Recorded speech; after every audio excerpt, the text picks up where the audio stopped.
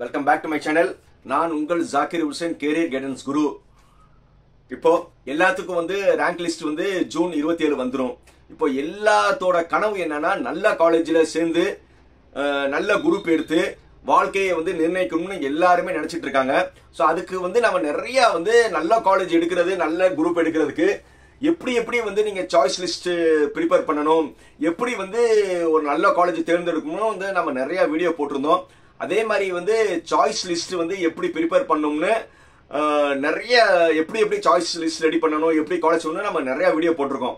அதையும் போன வருஷம் தவறான சாய்ஸ் ஃபில்லிங்ல ரவுண்ட் 1 மாணவர்கள் பண்ண தவறுகள், அதே மாதிரி ரவுண்ட் 2லயும் என்னென்ன தப்பு பண்ணாங்க அதுக்கான எக்ஸ்க்ளூசிவா நம்ம வீடியோ போட்டிருந்தோம்.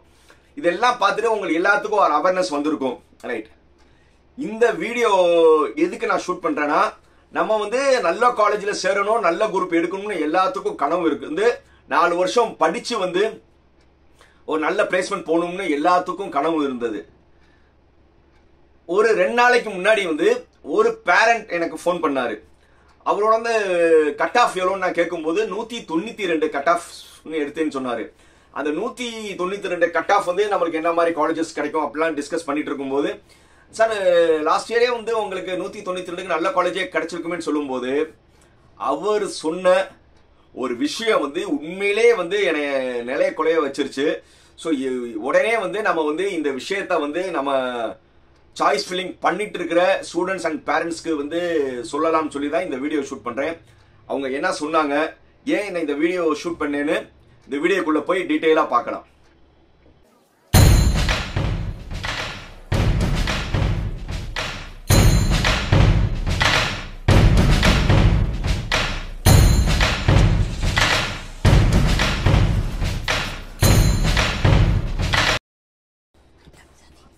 ஏன் இந்த வீடியோ ஷூட் பண்றேன்னா, 2 நாளைக்கு முன்னாடி ஒரு பேரண்ட் எனக்கு ஃபோன் பண்ணாரு.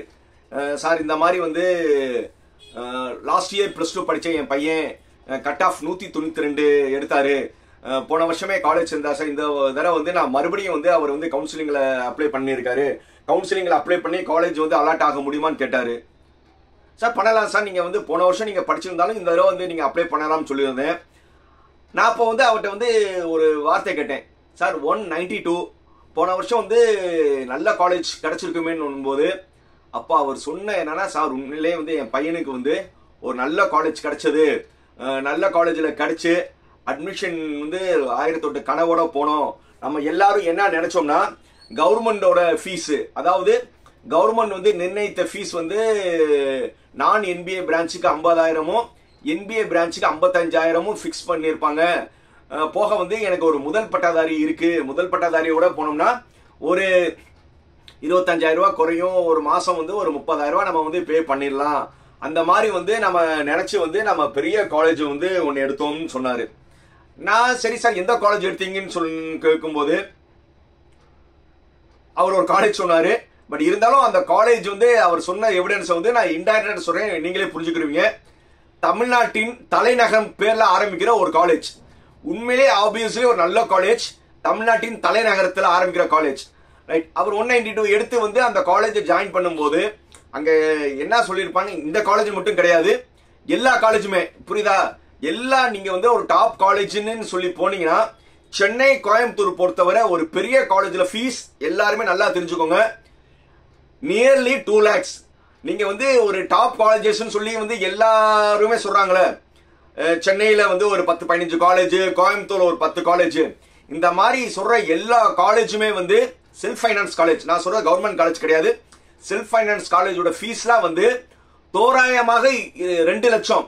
டியூஷன் ஃபீஸ் நீங்க 50,000 நினைச்சிட்டு இருக்கீங்க, அவங்க அந்த charge, placement charge, training charge plus plus plus plus சொல்லி நியர்லி ஒரு 1.5 லட்சம் to 2 லட்சம்குள்ளதான் எல்லா காலேஜோட ஃபீஸ் இருக்கும். எவ்வளோ? 1.5 லட்சத்திலிருந்து 2 லட்சம் ரூபாய் வரை ஃபீஸ் இருக்கும். இது ஆவரேஜ் எல்லா காலேஜுமே கவுன்சிலிங்ல எடுத்துட்டு வரவங்களுக்கு. அது போக ஹாஸ்டல் 1 லட்சத்திலிருந்து 1.5 லட்சம் ரூபாய் வரும். இதுதான் சென்னை, கோயம்புத்தூர் இந்த மாதிரி இருக்கிற பெரிய பெரிய நகரங்கள்ல இருக்கிற பெரிய பெரிய காலேஜோட ஃபீஸ். இது தெரியாம அந்த மாணவர் காலேஜ் போகும்போது அவங்க நியர்லி ஒரு 3 லட்சம் ரூபாய் கட்ட சொல்லியிருக்காங்க. இவங்கனால கட்ட முடியல. ஏன்னா 192 மார்க் எடுத்துட்டு வாழ்க்கை கனவோட இருந்த அந்த மாணவரோட கனவு சிதைஞ்சு போச்சு.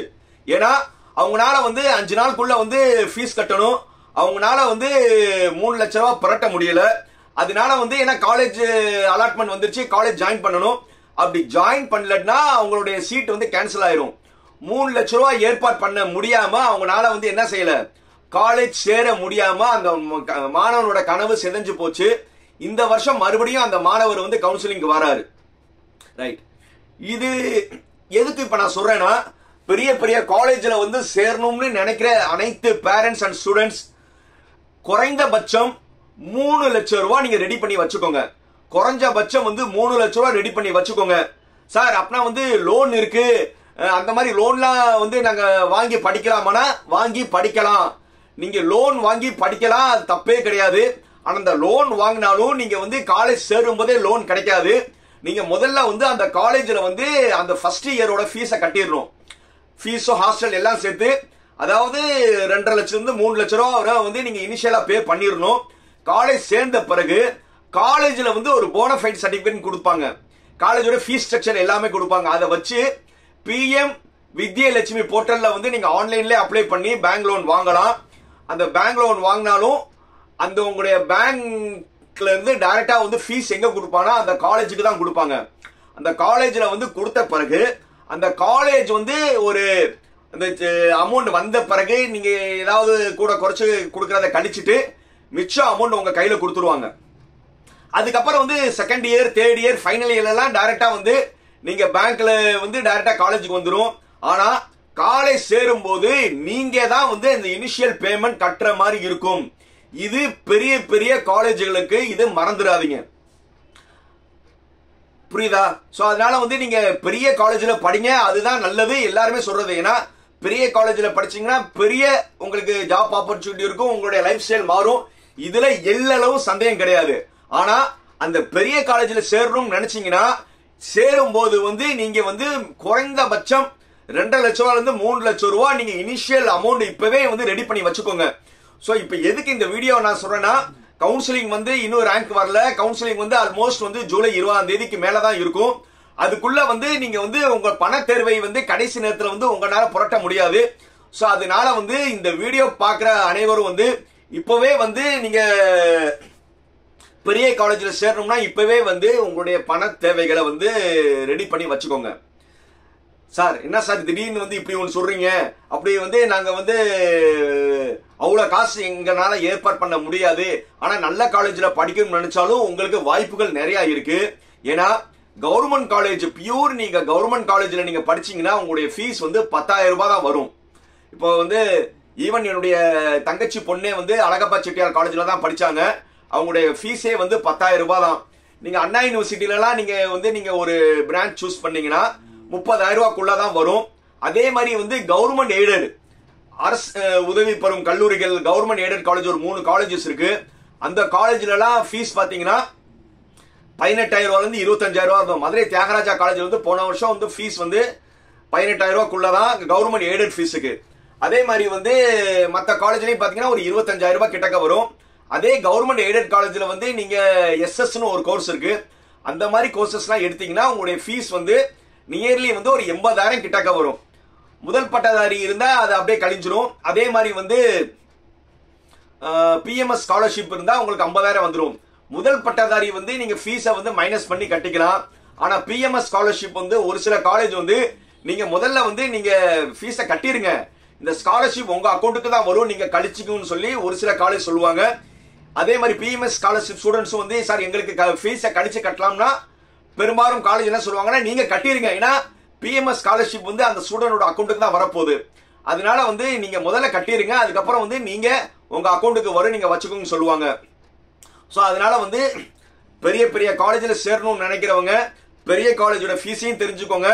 மாற்றா வந்து நீங்க கவர்மெண்ட்ல நல்ல காலேஜஸ், கவர்மெண்ட் எய்டட் காலேஜ் எல்லாம் எடுத்து குறைவான ஃபீஸ்ல வந்து நீங்க படிச்சு கொஞ்சம் வேல்யூ ஆர்டர் கோர்சஸ் மட்டும் நீங்க வெளியில படிச்சுட்டீங்கன்னா பெரிய காலேஜ்ல படிக்கிற அளவுக்கு நீங்க ஈக்குவலா போய்க்கலாம்.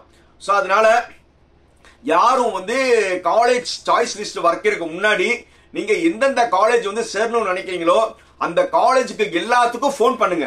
ஏன்னா வந்து கான்டாக்ட் டீடைல் வந்து கூகுள்ல போயிட்டு ஒரு காலேஜ் போட்டு போன் நம்பர் கேட்டா அவங்ககிட்ட போன் அடிச்சு நீங்க என்ன கேக்குறீங்கன்னா சார் கவுன்சிலிங்ல வந்து உங்க காலேஜ் எடுக்கலாம்னு இருக்கும், கவுன்சிலிங்ல வந்தா எவ்வளவு ஃபீஸ்னு நீங்க கேளுங்க, பெரும்பாலும் காலேஜ் சொல்லிடுவாங்க. இது தெரியாம வந்து நீங்க வந்து காலேஜ் எடுத்த பிறகு ஏற்கனவே நான் சொன்ன மாணவர் மாதிரி நிலைமை வந்து யாருக்கு வந்துடக்கூடாது. ஸோ அதனால எல்லாருமே வந்து சாய்ஸ் லிஸ்ட்ல காலேஜ் வைக்கும் போது நீங்க எந்த காலேஜ் நீங்க விருப்பப்பட்டு வைங்க, அந்த காலேஜுக்கு வந்து போன் பண்ணி எவ்வளவு ஃபீஸ் சார் சேரும் போதே ஃபுல்லா கட்டணுமா இல்ல 2 இன்ஸ்டால்மெண்டா கட்டிக்கலாமா, இது எல்லாமே கேட்டுக்கோங்க.